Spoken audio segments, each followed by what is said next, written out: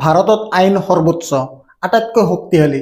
যদি কোনোবাই সংবিধানৰ বিৰুদ্ধে কথা কয় আৰু আইনৰ বিৰুদ্ধে যোৱা বক্তব্য দিলে তেওঁলোকৰ বিৰুদ্ধে ব্যৱস্থা লোৱা হ'ব, তেওঁলোকৰ বিৰুদ্ধে ব্যৱস্থা গ্ৰহণ কৰা হ'ব, আনকি জেলতো যাব লগা হ'ব পাৰে। সেয়া প্ৰধানমন্ত্ৰী হওক, মুখ্যমন্ত্ৰী হওক, আন কোনোবা হওক। এই কেইদিন ধৰি এজন মুখ্যমন্ত্ৰীৰ ওপৰত গোচৰ ৰুজু হ'ব ধৰিছে। সেই মুখ্যমন্ত্ৰীজন হ'ল অসমৰ প্ৰভাৱশালী মুখ্যমন্ত্ৰী হিমন্ত বিশ্ব শৰ্মা। অসমৰ মুখ্যমন্ত্ৰী হিমন্ত বিশ্ব শৰ্মাই বিশ্বাস কৰে যে তেওঁ মুখ্যমন্ত্ৰী আৰু বিজেপিৰ সদস্য হোৱাৰ বাবেই তেওঁ যি বিচাৰে তাকে কৰিব পাৰে, যি বিচাৰে তাকে ক'ব পাৰে, নিজৰ বিষয়াসকলক যিদৰে ইচ্ছা তেনেদৰে আদেশ দিব পাৰে। তেওঁৰ বিৰুদ্ধে কোনো আইনী ব্যৱস্থা গ্ৰহণ কৰা নহ'ব, জেললৈ যাব নালাগিব। হিমন্ত বিশ্ব শৰ্মাই সেইটোৱে ভাবিছিল, কিন্তু সেয়া হ'ব নোৱাৰে। এতিয়া ভাৰতৰ উচ্চতম ন্যায়ালয়ত হিমন্ত বিশ্ব শৰ্মাৰ বিৰুদ্ধে এখন আবেদন দাখিল কৰা হৈছে। দিল্লীত FIR দাখিল কৰা হৈছে। এতিয়া সংসদ আৰু কেইবাখনো ৰাজ্যৰ বিধানসভাত হিমন্ত বিশ্ব শৰ্মাৰ ওপৰত চৰ্চা চলি আছে। এই প্ৰস্তাৱ গৃহীত কৰিবলৈ দাবী উত্থাপন হৈছে আৰু এইটো যিকোনো ৰাজ্যৰ মুখ্যমন্ত্ৰীৰ বাবে মুখ্যমন্ত্ৰীৰ পদত অধিষ্ঠিত হোৱাটো লজ্জাজনক কথা। তথাপিও তেওঁৰ বিৰুদ্ধে FIR দাখিল কৰা হৈছে। তেওঁৰ বিৰুদ্ধে সংসদত আলোচনা চলি আছে আৰু তেওঁৰ বিৰুদ্ধে সেই ব্যৱস্থাৰ দাবী কৰা হৈছে। শেহতীয়াকৈ মুছলমান সন্দৰ্ভত হিমন্ত বিশ্ব শৰ্মাই কয় যে মুছলমানক দ্বিতীয় শ্ৰেণীৰ নাগৰিক হিচাপে গণ্য কৰা উচিত। হিমন্ত বিশ্ব শৰ্মাই সাংবাদিকৰ সাক্ষাৎকাৰত হিন্দুসকলৰ মনত মুছলমানৰ বিৰুদ্ধে ঘৃণা বিয়পাই আছে। তেওঁ কৈছে যে যদি আপুনি মুছলমান ৰিক্সা চালকৰ ৰিক্সাত যাত্ৰা কৰি আছে, ভাড়া যদি 5 টকা হয়, তেন্তে তেওঁ 5 টকাৰ সলনি 4 টকা দিয়ক। হিমন্ত বিশ্ব শৰ্মাই এবাৰ কৈছিল যে যদি আপোনাৰ লগত মুছলমান দেখা পায় তেন্তে তেওঁক শাস্তি দিয়ক।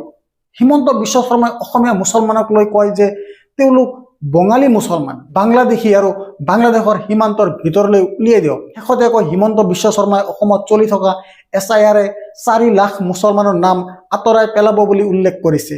তেওঁলোকৰ শৰীয়ত আইন তেওঁলোকৰ পৰা কাঢ়ি লোৱা হ'ব। শেহতীয়াকৈ হিমন্ত বিশ্ব শৰ্মাই বাৰে বাৰে মুছলমান অঞ্চল বুলডোজাৰ চলাই মুছলমানৰ ঘৰ ভাঙি মুছলমানৰ মাটি জব্দ কৰি আদানীকে ধৰি অন্যান্য ব্যৱসায়িক গোষ্ঠীক দিছে। আৰু এতিয়া মুছলমানৰ প্ৰতি হিমন্ত বিশ্ব শৰ্মাৰ ক্ষোভ, তেওঁলোকৰ প্ৰতি থকা ঘৃণা ক্ৰমাগত বাঢ়িছে। তেওঁৰ বিৰুদ্ধে আইনী স্ক্ৰু টান কৰাৰ প্ৰস্তুতি চলি আছে। হিমন্ত বিশ্ব শৰ্মাৰ বিৰুদ্ধে দিল্লীত গোচৰ ৰুজু কৰিছে হৰ্ষ মণ্ডল শৰ্মাই। FIR পঞ্জীয়ন কৰা হৈছে। হিমন্ত বিশ্ব শৰ্মাই হৰ্ষ মণ্ডাৰে তেওঁৰ বিৰুদ্ধে FIR দাখিল কৰা বুলি গম পোৱাৰ লগে লগে হিমন্ত বিশ্ব শৰ্মাই তেওঁক ভাবুকি দি কয় যে আপুনি মোৰ বিৰুদ্ধে এটা FIR দাখিল কৰিছে, মই আপোনাৰ বিৰুদ্ধে 100টা FIR দাখিল কৰিম। কিন্তু হিমন্ত বিশ্ব শৰ্মাই কয় মোক ভয় খুৱাব নোৱাৰে, মই ভয় খোৱা বিধৰ নহয়। FIR কেৱল দিল্লীতে দাখিল কৰা হোৱা নাই আৰু বহু চহৰত তেওঁৰ বিৰুদ্ধে FIR দাখিল কৰা হ'ব। ইফালে মৌলানা মাহমুদ মাদানীৰ জমিয়ত উলামা হিন্দ সুপ্ৰিম কোৰ্টত হিমন্ত বিশ্ব শৰ্মাৰ বিৰুদ্ধে আবেদন দাখিল কৰিছে আৰু এতিয়া তেওঁৰ বিৰুদ্ধে উচ্চতম ন্যায়ালয়ত গোচৰ ৰুজু হ'ব। এয়া হিমন্ত বিশ্ব শৰ্মা সুপ্ৰিম কোৰ্টত দৌৰিব লাগিব, কাৰণ হিমন্ত বিশ্ব শৰ্মাৰ বক্তব্য আইনৰ বিৰুদ্ধে, সংবিধান বিৰোধী। সংখ্যালঘু সম্প্ৰদায়ক অত্যাচাৰ কৰিবলৈ তেওঁ সংখ্যাগৰিষ্ঠ সম্প্ৰদায়ক মুকলিকৈ আমন্ত্ৰণ জনাইছে। তেওঁ সংখ্যাগৰিষ্ঠ সমাজক উচতনি দি মুছলমানসকলৰ মৌলিক অধিকাৰ কাঢ়ি লৈ মৰ্যাদাৰে জীয়াই থকাত বাধা দিছে আৰু এই বিষয়টো এতিয়া তীব্ৰতৰ হৈ পৰিছে। ৰাজ্যসভাৰ কংগ্ৰেছৰ সাংসদ তথা সৰ্বভাৰতীয় কংগ্ৰেছ সংখ্যালঘু পৰিক্ৰমা সমিতিৰ অধ্যক্ষ ইমৰান প্ৰতাপ গগৈয়েও হিমন্ত বিশ্ব শৰ্মাৰ বিৰুদ্ধে ব্যৱস্থা গ্ৰহণৰ দাবী জনাই তীব্ৰ ভাষাৰে মাত মাতিছিল। ইমৰান প্ৰতাপ গগৈয়ে হিমন্ত বিশ্ব শৰ্মাক সংসদত এক্সপ'জ কৰিলে আৰু যেতিয়া ইমৰান প্ৰতাপ গগৈয়ে সংসদত হিমন্ত বিশ্ব শৰ্মাক এক্সপ'জ কৰিলে তেতিয়া বিজেপিৰ সদস্যসকলে, তেতিয়া বিজেপিৰ সাংসদসকলে সহ্য কৰিব নোৱাৰিলে। ইমৰান প্ৰতাপ গগৈৰ এই ভাষণ শুনা নাই যদি শুনি ল'ব। बरेली में खाली घर में नमाज पढ़ने पर पुलिस मुकदमा दर्ज करती है, जहां असम का चीफ मिनिस्टर खुलेआम संवैधानिक प्रोटोकॉल तोड़कर कहता है कि मुसलमानों को इतना टॉर्चर करो कि वो राज्य छोड़ने पर मजबूर हो जाएं। वो कहता है कि अगर कोई मियां रिक्शा वाला 5 रुपए मांगो तो उसे 4 रुपए दो ताकि वो परेशान हो सके। नफरती लोगों के खिलाफ एक बुजुर्ग को बचाने के लिए खड़ा हुआ दीपक, जो मोहब्बतों की रोशनी लेके खड़ा हुआ था, उसके खिलाफ कोटद्वार की पुलिस गंभीर धाराओं में FIR दर्ज कर रही थी। जहां दंगाइयों के खिलाफ FIR नहीं होते, जहां जम्मू कश्मीर में नीट का एग्जाम क्वालिफाई करने वाले 50 बच्चों में अगर 42 मुसलमान होते हैं तो फिर मेडिकल कॉलेज की मान्यता ही रद्द होती है और जश्न मनाया जाता है। बच्चों के स्कूल बनवा रहे मोहम्मद नईम का घर स्कूल इसलिए तुड़वा दिया जाता है क्योंकि वो स्कूल बनवा रहे थे। नेहरू का साथ आइंस्टीन, नेहरू का नाम आइंस्टीन के साथ लिया जाता था और आपका नाम एप्स्टीन के साथ लिया जाता है। बनारस की दाल मंडी में सैकड़ों दुकानें तोड़ी जा रही हैं क्योंकि रास्ता चौड़ा करना है। अंकिता भंडारी के इंसाफ की आवाजें मध्यम पड़ती जा रही थीं। जहां क्रिसमस की तैयारी करते हुए ईसाइयों पर सरकार मुकदमा दर्ज करती है। हम करें बात दलीलों से तो रद्द होती है, उनके होठों की खामोशी भी सनद होती है। कुछ न कहने से भी छिन जाता है एजाज़े सुखन, जुल्म सहने से भी जालिम की मदद होती है। सभापति महोदय, मैं राष्ट्रपति के अभिभाषण पे अपने बात रखने के लिए खड़ा हुआ हूं। उस दिन देश की संसद के गलियारों में सरकार की तारीफ करती हुई महामहिम की आवाज गूंज रही थी, तो उधर मेरे कानों में हसदेव के जंगलों में आदिवासियों को जिंदगी देने वाले पेड़ों पर चलती हुई कुल्हाड़ी की आवाज गूंज रही थी। सभापति महोदय, इस तरफ महामहिम के भाषण पर प्रधानमंत्री जी संसद की मेज थपथपा रहे थे और उधर उत्तराखंड की अभागी बिटिया अंकिता भंडारी के इंसाफ की आवाजें मध्यम पड़ती जा रही थीं, जो आज भी पूछ रही हैं कि आखिर वो वीआईपी कौन था जिसके लिए अंकिता भंडारी को मार दिया गया। सभापति महोदय, इधर महामहिम सामाजिक न्याय की बात कर रही थीं और उधर उत्तराखंड के कोटद्वार में नफरती लोगों के खिलाफ एक बुजुर्ग को बचाने के लिए खड़ा हुआ दीपक, जो मोहब्बतों की रोशनी लेके खड़ा हुआ था, उसके खिलाफ कोटद्वार की पुलिस गंभीर धाराओं में एफआईआर दर्ज कर रही थी और वो भी उस दिन हो रहा था जब उत्तराखंड के मुख्यमंत्री कोटद्वार में मौजूद थे।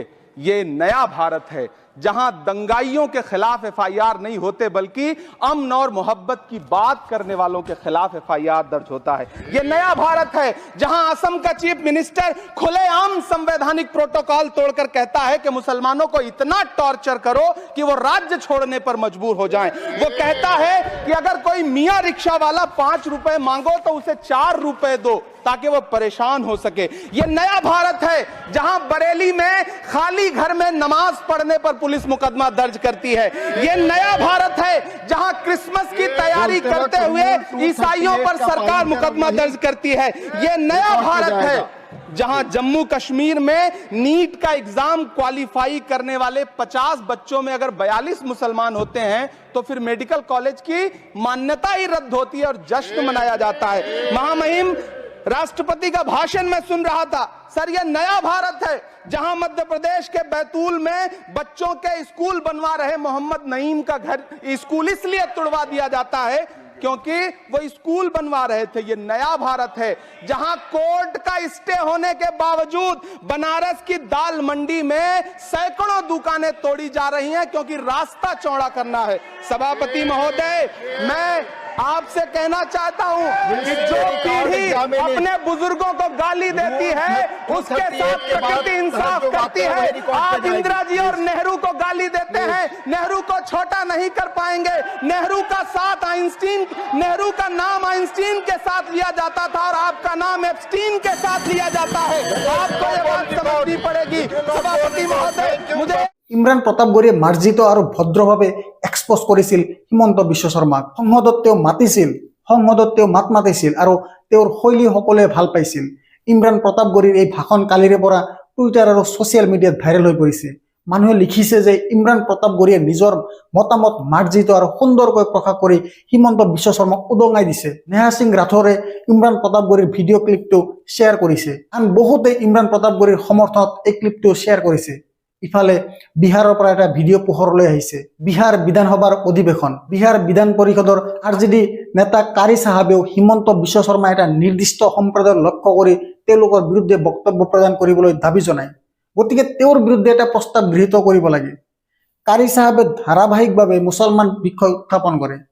তেওঁক আজিকালি আৰজেডিৰ আটাইতকৈ বিশিষ্ট মুছলমান মুখ হিচাপে গণ্য কৰা হয়।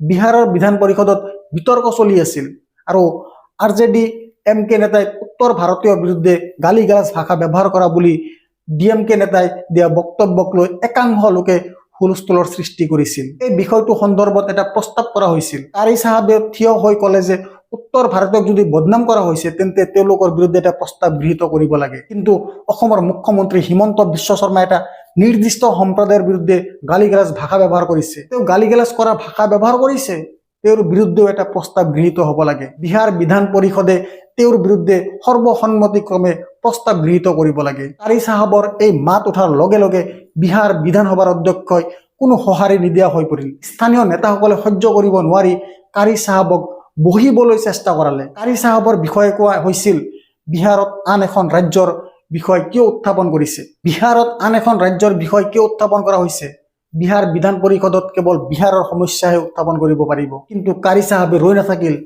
তেওঁ কথা কৈ থাকিল। আপোনালোকে কাৰি চাহাবৰ ভাষণ শুনিব, তেওঁ কি কৈছে। सरकार हमेशा और केंद्र सरकार महिलाओं के सम्मान की बात करती है।